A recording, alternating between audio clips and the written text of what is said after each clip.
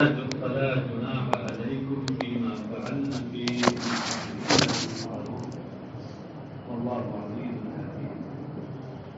اور وہ لوگ جو ان میں سے انتقال کر جائیں اور بیویاں چھوڑ جائیں وصیتاً، یہاں وصیتاً میں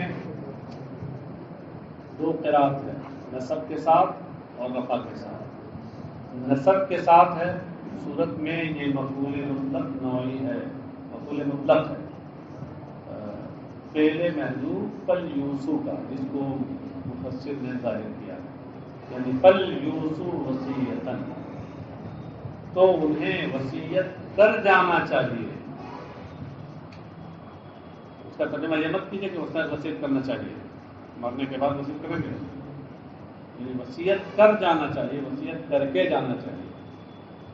ہاں، مطلب یہ ہوا کہ جب آثار موت کسی پہ ظاہر ہو جائیں اور لگنے لگے کہ اب چل چلاؤ کا موقع ہے تو چاہیے کہ وہ وصیت کر دیں، یہ مطلب ہے۔ ہاں، اور ایسا بھی ہو سکتا ہے کبھی کبھی اچانک موت آ جاتی ہے، وہ والی چیز ہے، مطلب ہی نہیں۔ کیا بھائی پیچھے کچھ حیوان ناطق آ گئے ہیں؟ ہاں، ہم نہیں ناحق کہنا چاہتے انہیں، ہم کہنا نہیں چاہتے، وہ مجبور کریں گے تو کیا ہوگا پھر؟ آپ ہی لوگ کہیں گے، ہم نہیں کہیں گے، ہم تو اپنی زبان نہیں کہتے۔ ہاں، کبھی کبھی اس طریقے سے کہا جاتا ہے، ہم ہرگز انہیں نہیں کہتے کہ انہوں نے چوری کی، کہنا ہی سارے کوئی کہنے کا طریقہ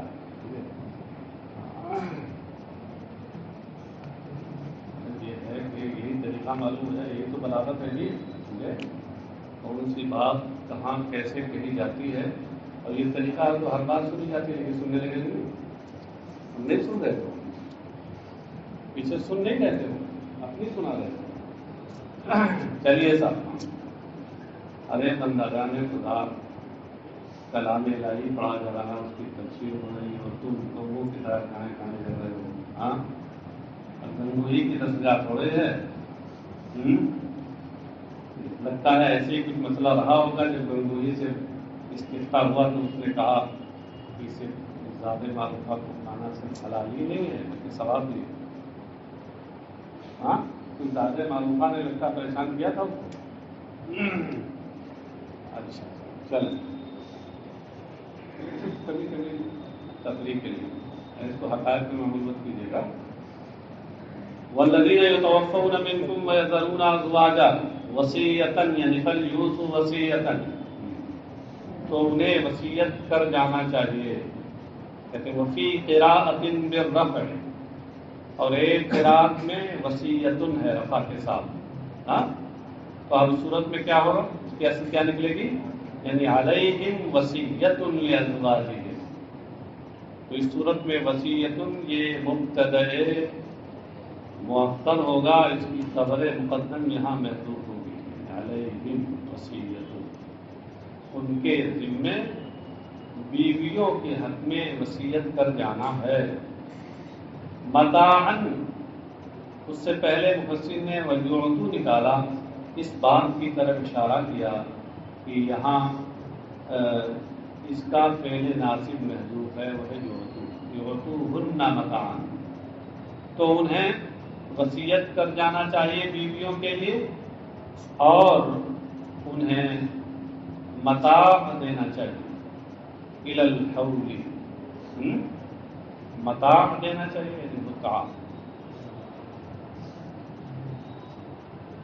ایسا سامان دینا چاہیے جس سے وہ فائدہ اٹھائیں۔ ما یتمتعن بہ من النفقۃ والکسوۃ، یعنی انہیں نام نفقہ اور کپڑا دینا چاہیے کہ جس سے وہ فائدہ اٹھائیں۔ الی الحول، حول سے پہلے تمام نکال کر بتایا کہ حول سے پہلے مضاف محذوف ہے، سال کے پورا ہونے تک، یعنی پورے سال تک۔ اصل میں کیا ہے کہ پہلے دور جاہلیت میں بھی اور اسلام میں آغازی اسلام میں یہ تھا کہ جب کسی کوئی شوہر انتقال کر جاتا اور اس کے پیچھے اس کی بیوی رہ جاتی تو اس صورت میں اس کی عدت وفات 1 سال تک تھی. بعد میں تو 4 مہینہ 10 دن ہو گئے نا عدت وفات، اس سے پہلے آپ پڑھ چکے ہیں. ہاں، تو اس کے اترنے سے پہلے یہ حکم تھا کہ 1 سال تک اسے سوگ منانا ہے، عدت گزارنی ہے.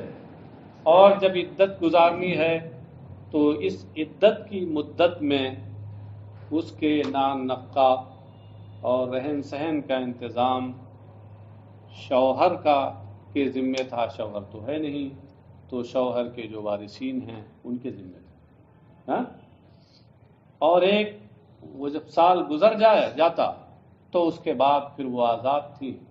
اگر وہیں رہنا چاہتی تو رہتی اور نہیں رہنا چاہتی تو ایسی صورت میں مثلا کہیں نکاح کر لیں تو پھر وہاں چلی جائیں. لیکن جب وہ حکم آ گیا تو اب ایسی صورت میں یہ ثابت ہو گیا. اب اس میں 2 چیزیں تھیں. ایک تو وصیت کر کے بیوی کے لیے جانا، یہ حکم ثابت ہو گیا. کس سے؟ اس سے ثابت ہو گیا جب میراث کی آیت نازل ہو گئی اور بیوی کے لیے ترکے میں حصہ مقرر کر دیا گیا تو آیات میراث کے نزول سے یہ حکم ثابت ہو گیا وصیت کر کے جانے والا. ہاں، اور یہ تمام الحول والا جو حکم ہے یہ وہ سابقہ آیت جو ابھی گزری ہے اس سے پہلے، جس میں 4 مہینہ 10 دن عدت وفات بتائی گئی ہے، اس کے نزول سے یہ 1 سال والی عدت ختم ہو گئی. بات سمجھے؟ اب وہ 1 سال والی جو آیت گزری ہے وہ اگرچہ تلاوت میں اور یہ موجودہ ترتیب میں وہ پہلے ہے لیکن نزول میں وہ مؤخر ہے، کیونکہ آپ جانتے ہیں کہ ناسخ مؤخر ہوتا ہے، منسوخ پہلے ہوتا ہے. ہاں، یہ اس لیے میں بتا دے رہا ہوں کہ کہیں کسی کے ذہن میں یہ نہ ہو کہ یہ آیت جو منسوخ ہے یہ تو بعد میں آ رہی ہے اور جو آیت ناسخ ہے وہ پہلے آ رہی ہے. پہلے آ رہی ہے فقط اس ترتیب تلاوت میں، ورنہ باعتبار نزول وہ مؤخر ہے، یہ مقدم ہے. چلیے، تو 1 سال پورے ہونے تک من موتہم، شوہروں کی موت سے 1 سال پورے ہونے تک، الواجب علیہن تربصہ، کہ عورتوں پر اس سال پورے سال میں انتظار کرنا ٹھہرنا واجب ہے. یہ الواجبی ہے، کسرے کے ساتھ حول کی صفت ہے. بات سمجھے؟ الواجب علیہن تربصہ، اور تربص رفع کے ساتھ واجب کا فاعل ہے. یہ اعراب یاد رکھیے. غیر اخراج، بغیر نکالے ہوئے، حال کہتے ہیں یہ حال ہے. اے غیر مخرجات من مسکنہن، اس حال میں کہ انہیں ان کے گھروں سے نکالا نہیں جائے گا. جب وہ عدت وفات 1 سال تک گزارے تو گھروں سے انہیں نکالا نہیں جائے گا. اشارہ یہ کیا کہ اخراج اگرچہ مصدر ہے مگر حال بنا ہے، اس لیے یہاں پر یہ مشتق کے معنی میں غیر مخرجات کے معنی میں. فَإِنْ خَرَجْنَا بِأَنفُسِهِنَّ فَلَا جُنَاحَ عَلَيْكُمْ، تو اگر وہ خود سے نکل رہے ہیں تو اے میت کے اولیاء، اب تم پر اس میں کوئی گناہ نہیں جو وہ اپنی ذات کے تعلق سے شرعاً معروف طریقے پر کریں. شرعاً معروف طریقے اپنائیں اور اپنی ذات کے تعلق سے وہ کریں، تم پر کوئی حرج نہیں. وہ کیا؟ کالتزین وترک الاحداد وقطع النفقۃ عنہا، جیسے بناؤ سنگار کرنا، زینت، اظہار زینت، وترک الاحداد، اور سوگ نہ کرنا. احداد کہتے ہیں سوگ منانا. شوہر کے مرنے پر بیوی کے ذمے سوگ ہے نا، 4 مہینہ تک جو عدت ہے وہ سوگ کی عدت ہے، اس کو احداد کہتے ہیں، اس میں زینت نہیں ہوتی، بنا سگار بنا ہے۔ ترک الاحداد اور سوگ کو چھوڑ دینا، یعنی سوگ کب چھوڑیں گے؟ جب بنا سگار کریں گے، تو وہی تدین میں داخل کا، مگر اس کو خاص طور سے ذکر کر دیا ہے۔ وقت نفقتی اور نان النفقہ بھی ختم کر دیا۔ اصل میں یہ خرجنا سے کیا مراد ہے؟ امام شافعی کا اس سلسلے میں مذہب یہ ہے کہ ان کے یہاں یہ موقف ہے کہ جب تک یہ آیت نازل نہیں ہوئی تھی تو اس وقت تک، جب تک وہ آیت منسوخ نہیں ہوئی تھی تو اس وقت تک یہ تھا کہ بھائی عورتیں وہ 1 سال کی جو مدت ہے عدت وفات، تو اس میں عورتوں کو اختیار تھا شوہر کے گھر رہیں یا باہر چلی جائیں۔ اگر شوہر کے گھر رہتی تو ایسی صورت میں نان نفقہ اور یہ ساری چیزیں شوہر کے وارثین کے ذمہ ہوتی، اور اگر خود سے چلی جاتی اپنی خوشی اور مرضی سے تو ایسی صورت میں پھر یہ اولیاء میت اس کے ذمہ دار نہیں تھے۔ لیکن فَإِنْ خَرَجْنَا کا معنی حنفیہ کے یہاں یہ ہے کہ فَإِنْ خَرَجْنَا بَعْدَ تَمَامِ الْحَوْلِ، یہ انفسہن نہیں ہے، یہ انفسہن نکال کر اپنے مذہب کو بتا دیا، ایک لفظ بڑھایا اپنا مذہب بتا دیا، مذہب شافعی۔ یہاں فَإِنْ خَرَجْنَا سے مراد کیا ہے؟ دیکھیے حاشیہ نمبر 17 میں دیکھیے، قال ابو حنیفہ تجب علیہ السکون فی المنزل، کہ ایسی عورتوں پر شوہر کے گھر میں رہنا واجب ہے، الذی فیہ ہی فیہ عند الموت والطلاق من غیر تأخیر، یعنی عدت کے زمانے میں چاہے وہ عدت وفات ہو یا عدت طلاق، ہمارے یہاں یہ ہے کہ بیوی کو وہی رہنا ہے، اسی گھر میں، اختیار نہیں ہے۔ اور یہ جو آیت فَإِنْ خَرَجْنَا فَلَا جُنَاحَ، اس کا مطلب کیا ہے؟ کہتے وہ مان الآیت فَإِنْ خَرَجْنَا بَعْدَ الْحَوْلِ، حاشیہ پڑھ رہا ہوں، کہیں بیچ میں نہ آپ کو تلاش کر رہے ہوں، حاشیہ نمبر 17 پڑھ رہا ہوں، فَإِنْ خَرَجْنَا بَعْدَ الْحَوْلِ فَلَا جُنَاحَ فِيمَا فَعَلْنَا فِي أَنفُسِهِنَّ مِنَ التَّزَيُّنِ وَالتَّعَارُضِ، کہ اگر سال پورا ہو گیا یعنی عدت گزر گئی تو اب کوئی گناہ نہیں ہے یا وہ اظہار زینت کریں اور سو چھوڑ دیں، اب تو چھوڑنا ہی ہے۔ تو فَإِنْ خَرَجْنَا کا تعلق حنفیہ کے یہاں مدت کے گزرنے سے ہے۔ فَلَا جُنَاحَ عَلَيْكُمْ، ہو گیا یہاں تک۔ وَاللَّهُ عَزِيزٌ فِي مُلْكِهِ حَكِيمٌ فِي صُنْعِهِ، اور اللہ اپنی بادشاہی میں غالب ہے اور اپنے کاموں میں، اپنی کاریگری میں حکمت والا ہے۔ یہ جو اوپر یہ آیا ہے کہ شوہر انتقال کرنے لگے، بیویاں چھوڑ لیں تو ان کو وصیت کر کے جانا چاہیے، کہتے ہیں وَالْوَصِيَّةُ الْمَذْكُورَةُ مَنْسُوخَةٌ بِآیَةِ الْمِیراث، مذکورہ والا وصیت آیت میراث کی وجہ سے منسوخ ہے۔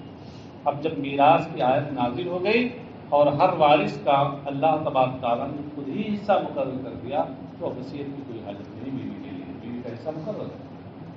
وتربص الحول بآیت 4 اشہر وعشرہ السابقہ المتاخرہ بالنزول، اور یہ ایک سال تک ان کا ٹھہرے رہنا، یعنی 1 سال کی جو عدت تھی عدت وفات، یہ 4 مہینہ 10 دن والی آیت سے یہ منسوخ ہو گئی، وہ جو پہلے گزر چکی ہے اور جو نزول میں مؤخر ہے۔ یہ وہی جواب دیا اس کا، تشریح میں کر چکا ہوں۔ وَالسُّكْنَى ثَابِتَةٌ لَهَا عِندَ الشَّافِعِيِّ، اور امام شافعی رحمہ اللہ کے نزدیک اس عورت کے لیے سکنا یعنی گھر یہ ثابت ہے۔ تو یہ سکنا اگر عدت میں ہے تو عدت میں گھر تو ہمارے یہاں بھی اسی گھر میں رہتے ہیں۔ وَلِلْمُطَلَّقَاتِ مَتَاعٌ بِالْمَعْرُوفِ حَقًّا عَلَى الْمُتَّقِينَ، اور مطلقہ عورتوں کے لیے متاع ہے بالمعروف، بقدر الامکان، یعنی استطاعت کے مطابق، حیثیت کے مطابق، دستور کی روشنی میں۔ متاع، اس کے بعد مفسر نے بڑھایا یعطینہ،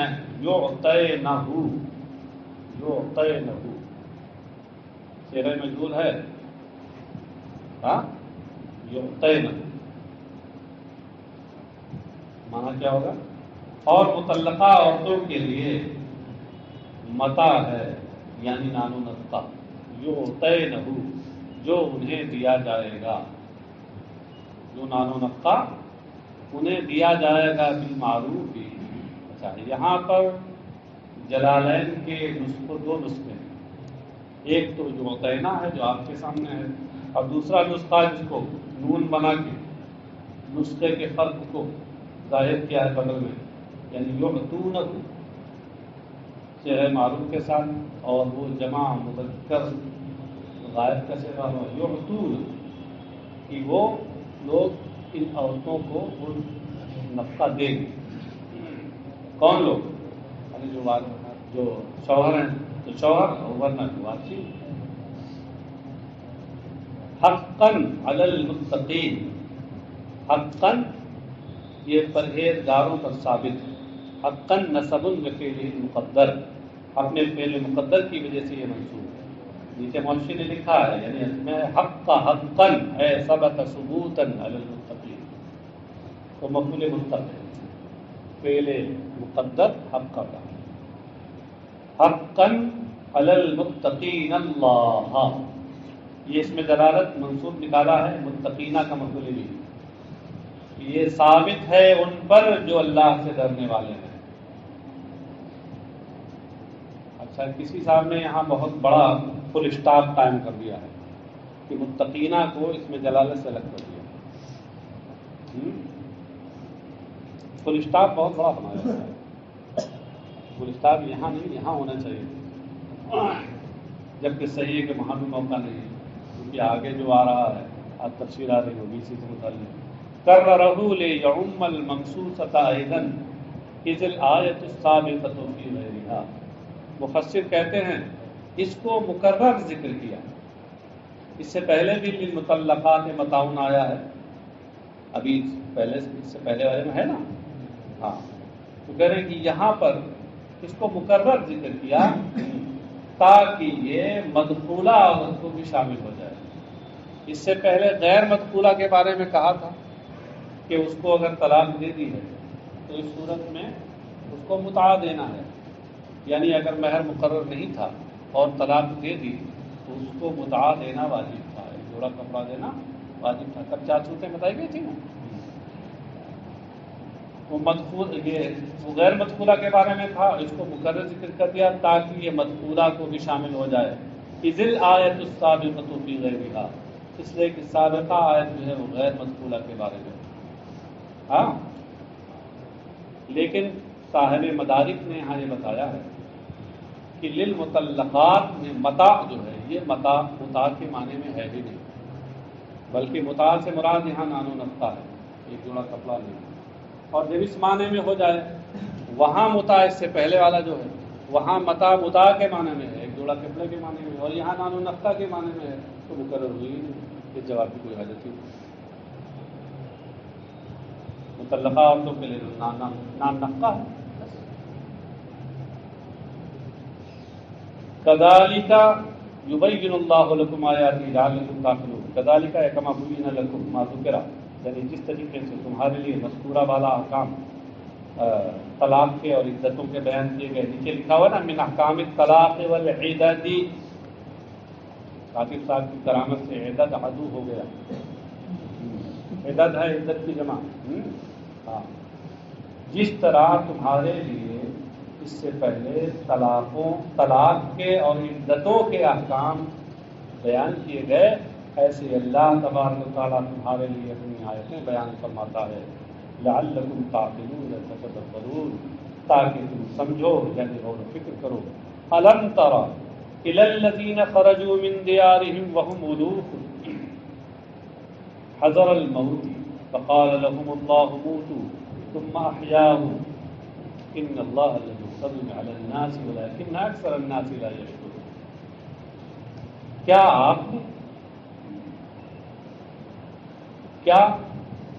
آپ نے ان لوگوں کے تعلق سے نہ جانا؟ کیا آپ کا علم ان لوگوں تک نہ پہنچا الم ترا میں جو حمزہ ہے اس کو بتا رہے ہیں کہ استفہام تعجیب و تشویق، یہ ایسا استفہام ہے جو تعجب دلانے والا ہے اور ماں باپ کو سننے کا شوق دلانے والا ہے۔ تشویق الی استماع ماں بعد، ماں باپ کو سننے کا شوق دلانے والا استفہام ہے۔ استفہام صرف دریافت کرنے ہی کے لیے نہیں ہوتا ہے، کبھی کبھی دوسرے اور مقاصد بھی اس پہ ہوتے ہیں۔ الم ترا، اور اس کا مطلب ہوا الم ینتہی علمک الی الذین خرجوا من دیارہم۔ یہ الم ینتہی علمک اس تفسیر میں جانتے کیا اشارہ کیا ہے؟ اشارہ یہ کیا کہ الم ترا میں جو ترا ہے رویت بمعنی علم سے بنا ہے، رویت بمعنی نظر نہیں ہے۔ اور یہ بتانا اس لیے ضروری تھا کہ عام طور سے نظرہ الی اس کا صلہ الی آتا ہے، جیسے نظر تو الی الکتاب، نظر تو الی فلانی، میں نے فلاں کی طرف دیکھا، تو نظر جو آنکھ سے دیکھنے کے لیے آتا ہے اس کا صلہ عام طور سے الی آتا ہے۔ تو یہاں الی آیا ہے تو کہیں ذہن اس طرف نہ جائے کہ ترا یہ رویت بصریہ اس سے مراد ہے۔ اس لیے مفسر نے کہا علم ینتہی علم کا، علم نکال کر بتایا کہ یہ رویت بمانا علم ہے، رویت بصریہ مراد نہیں، آنکھ سے دیکھنا نہیں مراد ہے۔ پھر یہ الا انتہائی غایت کے لیے آتا ہے، تو لم ینتہی میں الا کے معنی مرادی کی طرف اشارہ، جو انتہائی غایت کے معنی۔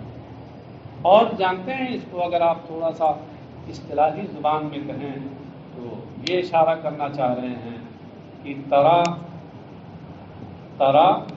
بمعنی تعلم، یہ بتانا چاہ رہے ہیں کہ ترا بمعنی تعلم میں یہاں پر انتہا کے معنی کی تضمین ہے، انتہا کے معنی کی تضمین ہے۔ تضمین کا مطلب سمجھ رہے ہیں؟ تضمین کا مطلب یہ ہوتا ہے کہ کسی فعل یا شبہ فعل کے ساتھ دوسرے فعل اور شبہ فعل کے معنی کا اس طرح سے لحاظ کرنا کہ اس کا صلہ اس کو دے دیا جائے۔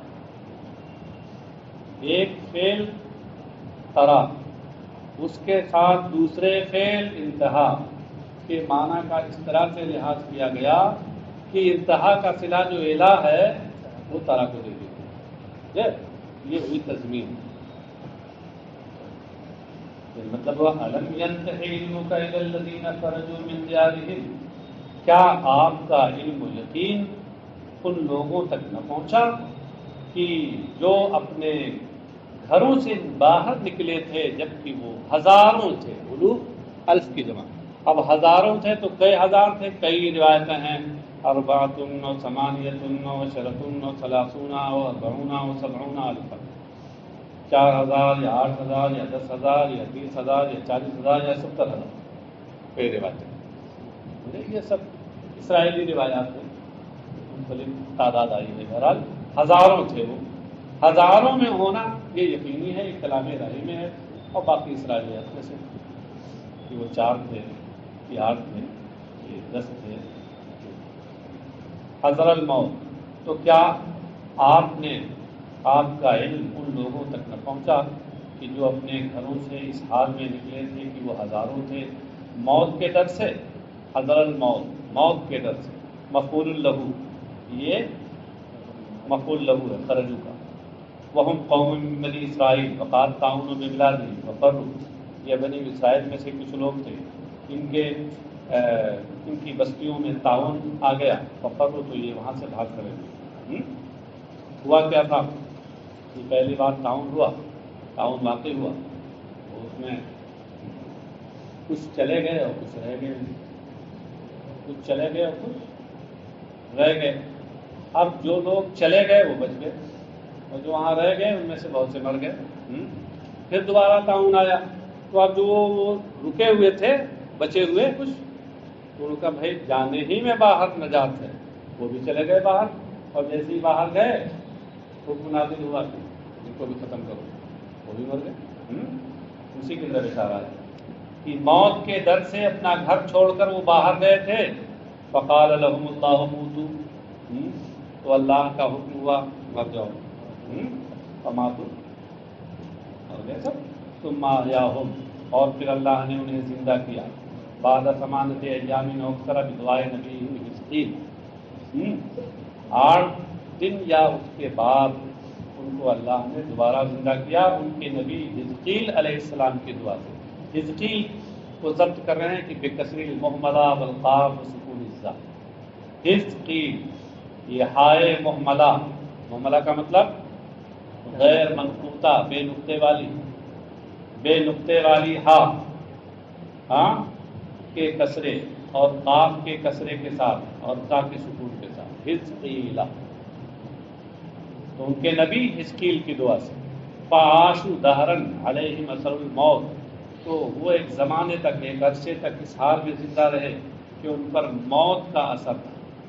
موت کا اثر تھا کیا مطلب ہے؟ نیچے محشی نے لکھ دیا ہے من الصفرا، یعنی زردی کا اثر تھا، ان کے جسم کی رنگت زرد تھی، جیسے کوئی انتقال کر جاتا ہے تو جیسے اس کے بدن سے خون ختم ہو جاتا ہے تو جسم زرد پڑ جاتا ہے نا، یہ لوگ زندہ تو رہے مگر ان کے جسم پر پیلے تھے، جیسے مردوں کے جسم، زردی کا اثر تھا۔ لا یلبسون ثوبا الا عاد کالکفن، تو جو لباس بھی پہنتے تھے وہ کفن کی طرح ہو جاتا تھا۔ واستمرت فی اسباطہم، اور یہ صفت ان کی نسلوں میں بھی جاری رہی۔ آج بھی بہت سے یہودی ہیں ایسے جو ان کی نسل سے ہیں، ان کے چہرے دیکھیے، ان کا جسم دیکھیے، ایک دم زرد جیسے لگتا ہے جس میں خون کسی نے نکال دیا۔ سب تو نہیں، کچھ ہیں جو ان کی نسل سے۔ ان اللہ لذو فضل علی الناس ولکن اکثر الناس لا یشکرون، یقیناً اللہ تبارک و تعالیٰ لوگوں پر فضل فرمانے والا ہے، اور ان لوگوں کا زندہ کرنا بھی اس کے فضل ہی میں سے ہے۔ لیکن اکثر الناس، لیکن زیادہ تر لوگ یہ ہے کفار، لا یشکرون، یہ اللہ کا شکر ادا نہیں کرتے۔ کہتے ہیں والقصد من ذکر خبری ہؤلاء، خبری ہے کاتب صاحب نے اس کی خبر لے لی اور اس کی خیریت پوچھ دی، خیر بنا دیا، خبر کو بنا لیجیے، آپ صحیح کر لیجیے۔ والقصد من ذکر خبری ہؤلاء تشجیع المؤمنین علی القتال ولذا عطف علیہ وقاتلوا فی سبیل اللہ، اور ان لوگوں کے واقعے کو بیان کرنے کا مقصد مسلمانوں کو، اہل ایمان کو جہاد پر ان کی حوصلہ افزائی کرنا، ابھارنا، اور اسی وجہ سے اس پر قاتلوا فی سبیل اللہ کا عطف کیا ہے، قاتلوا فی سبیل اللہ، اور راہ خدا میں تم جہاد کرو۔ راہ خدا کا کئی بار مطلب بتا چکے ہیں، اے لِإِعْلَاءِ دِینِهِ، یعنی اللہ کے دین کو سربلند کرنے کی خاطر تم جہاد کرو۔ وَاعْلَمُوا أَنَّ اللَّهَ سَمِيعٌ لِأَقْوَالِكُمْ عَلِيمٌ بِأَحْوَالِكُمْ فَيُجَازِيكُمْ، اور یہ یقین رکھو کہ اللہ تبارک و تعالیٰ تمہاری باتیں سننے والا، تمہارے حالات کو جاننے والا ہے، تو اس نے دار الجزا بنایا ہے آخرت، تو اس میں تمہیں جزا دے گا۔ من ذا الذي يقرض الله قرضا حسنا فيضاعفه ضعفا كثيرا والله يقبض ويبسط واليه ترجعون، کون ہے جو اللہ کو بہترین قرض دے، قرض حسن دے؟ قرض دینے سے مراد کیا ہے؟ راہ خدا میں مال خرچ کرنا، یہی قرض دینا ہے۔ یہ اس کا کرم ہے کہ وہ مال دیتا ہے اور پھر اپنے راستے میں مال خرچ کرنے کا حکم دیتا ہے، تو اس کو بھی قرض سے تعبیر فرما رہا ہے۔ یہ اس کا کمال ہے اور اس کی مہربانی ہے، اس کا فضل ہے۔ کون ہے جو اللہ کو قرض دے، اس کے راہ میں مال خرچ کرتے؟ یہ بابائے تصویر ہے، یقرض اللہ میں جو اقراض ہے اسی کی تفسیر ہے، انفاق مال فی سبیل اللہ۔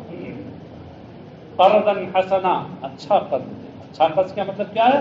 بے ينفقه للہ تعالی عن طیب قلب، یعنی وہ اللہ کے لیے خوش دلی سے اسے خرچ کرے، طیب قلب، خوش دلی۔ فَيُضَاعِفَهُ لَهُ أَضْعَافًا كَثِيرًا، تو اللہ تبارک و تعالیٰ اسے کئی گنا بڑھا دیتا ہے۔ یہاں دو قراءتیں ہیں، یضاعفہ اور یضاعفہ۔ یضاعفہ یہ باب مفاعلت سے پہلے مضارع ہے، اور یضاعفہ جس قراءت میں باب تفعیل سے پہلے مضارع فی قراءۃ فیضاعفہ بالتشدید. تو کئی گنا بڑھا دیتا ہے من 10 الی اکثر من 700 کما سیاتی، 10 گنا سے لے کر 700 گنا سے زیادہ تک بڑھا دیتا ہے، جیسا کہ آگے آ رہا ہے. آگے آیت میں اس کی وضاحت موجود ہے. اللہ یقبض، اور اللہ سمیٹ لیتا ہے، یعنی یمسک الرزق من یشاء ابتلاء، اللہ جس سے چاہتا ہے رزق کو روک لیتا ہے آزمائش کے طور پر، امتحان کے طور پر. دو باتوں میں کچھ کمانے میں کچھ نہیں ہے یہ زعفہ اور اضافہ کے معنی میں کچھ نہیں ہے. نہیں، یہاں مختلف دونوں کا نہیں. اضاف 2 گنا کا کئی گنا ہے جی، اضاف ہے نا، اور بھی کثیرہ کی قید کے ساتھ مٹھائی ہے.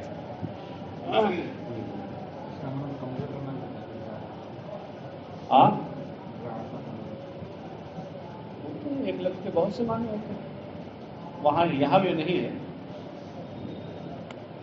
اچھا، یعنی یہ دوف سے نہیں ہے، دیف سے ہے. دیف کا معنی گناہ ہوتا ہے، اور دوف اور داف کا معنی کمزور کرنا ہوتا ہے.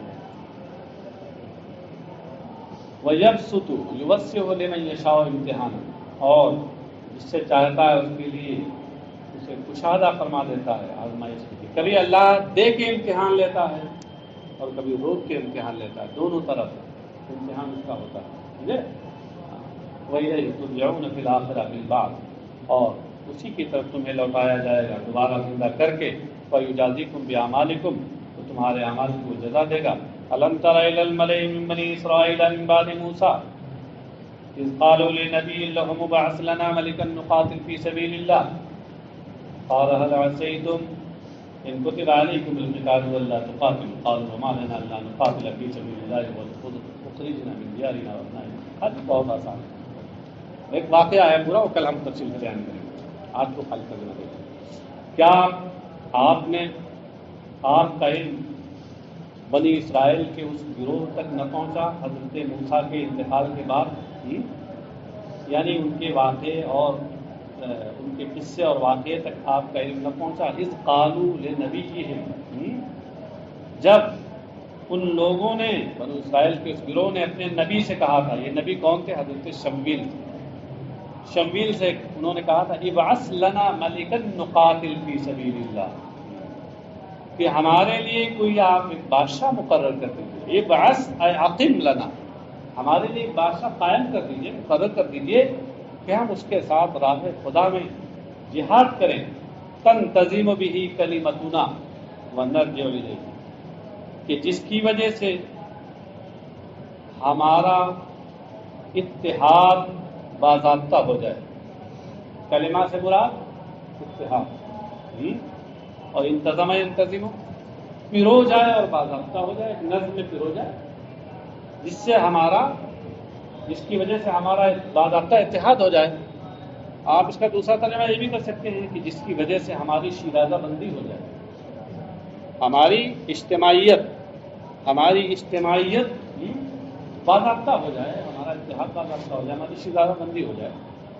ونرجع الیہ، اور ہم کی طرف رجوع کریں. قال هل عصیتم، تو قالا میں ضمیر ہوا کا مرجع بتایا. النبی لہم، یعنی ان کے نبی حضرت شمویل نے ان سے کہا هل عصیتم بالفتح والکسر. عصیتم جو ہے نا، اس میں 2 قراتیں ہیں. اکثر خدا کی قرات ہے عصیتم سین کے فتح کے ساتھ، اور امام نافع مدنی کی قرات ہے عصیتم سین کے کسرے کے ساتھ. ان کتب علیکم القتال الا تقاتلوا، اگر تمہارا کیا اس کی امید نہیں ہے، کیا یہ متوقع تم سے نہیں ہے کہ اگر تمہارے اوپر جہاد فرض کر دیا جائے تو تم جہاد نہ کرو؟ اللہ تقاتلوا، یہ اللہ تقاتلوا یہ آسا کی خبر ہے. یہ اصل میں یہ ہے کہ هل عصیتم الا تقاتلوا ان کتب علیکم القتال، کیا اگر ایسا نہیں کہ اگر تمہارے اوپر جہاد فرض کر دیا جائے تو تم جہاد نہ کرو. اور یہ جو یہاں استفہام ہے حل کا، بل استفہام لتقریر التوقع بها، اور یہ جو استفہام ہے، یہ استفہام یہ ان سے جہاد کی اس توقع کو، کی تقریر کے لیے ہے، اس بات کے لیے قالوا وما لنا الا نقاتل فی سبیل اللہ، تو وہ بولے کہ ہمیں کیا ہوا کہ ہم اللہ کی راہ میں جہاد نہ کریں، وقد اخرجنا من دیارنا وابنائنا، جبکہ ہمیں ہمارے گھروں سے اور ہمارے فرزندوں سے باہر نکال دیا گیا ہے، ان لوگوں نے ہمیں ظلم کیا، عمالقہ نے ہم پر ظلم کیا ہے، اور ہمیں ہمارے بستیوں سے، ہمارے گھروں سے اور ہمارے فرزندوں سے دور کر دیا ہے۔ تو اب یہ تو اس بات کا تقاضا کرتا ہے کہ ایسی صورت میں ہم ان سے جہاد کے لیے نکلیں۔ جب یہ سبب پایا جا رہا تو ہم جہاد کیوں نہیں کریں گے، جبکہ ہمارے لیے بادشاہ بھی مقرر ہو جائے گا۔ ہم نکال دیے گئے اپنے گھروں سے اور اپنی اولاد سے، بے سبیہم وقتلہم، ان کے قید کی وجہ سے اور ان کے مارے جانے کی وجہ سے۔ وقد فعل بہم ذالک قوم جالوت، اور جالوت کی قوم نے ان لوگوں کے ساتھ یہ کیا تھا، یہ عمالقہ تھے۔ اے لا مانع لنا منہ مع وجود مقتدیہ، یعنی اب ہمارے لیے جہاد سے کوئی چیز روکنے والی نہیں، جبکہ اس کا مقتدی بھی پایا جا رہا ہے، اس کا تقاضا کرنے والا بھی پایا جا رہا ہے، وہ ان کا ظلم ہے۔ بس نہیں، تھوڑا سا ہوتا ہے۔ اعلیٰ تعالیٰ، اللہ تعالیٰ کا ارشاد ہے فلما کتب علیہم القتال تولوا عنہ قلیلا منہم، جب ان کے اوپر جہاد فرض کر دیا گیا تولوا عنہ تو سب اس سے پھر گئے، وجبنوا، پھر گئے کا مطلب یہ ہے کہ بزدل ہو گئے، بزدلی کا مظاہرہ کیا، الا قلیلا منہم، سوائے ان میں سے کچھ کے، وهم الذین عبروا النہر مع طالوت کما سیاتی، اور یہ وہی کچھ لوگ ہیں، قلیل لوگ ہیں جنہوں نے دریا حضرت طالوت کے ساتھ دریا پار کر لیا تھا، جیسا کہ قصہ قریب آ رہا ہے، پریشان نہ ہوں۔ واللہ علیم بالظالمین، اور اللہ ظالموں کو جانتا ہے، فیجازیہم، تو ان کو اس کا بدلہ